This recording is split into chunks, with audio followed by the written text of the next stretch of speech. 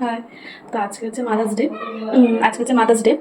তো আমার তরফ থেকে সকল মাকে মাদার্স ডে শুভেচ্ছা। মাতৃদিবসে প্রত্যেকের মা যেন ভালো থাকে।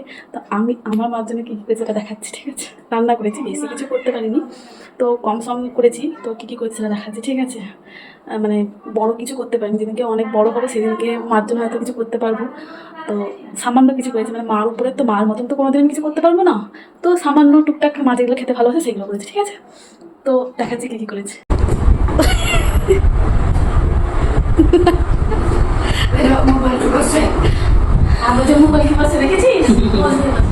থাক, ঠিক আছে, থাক।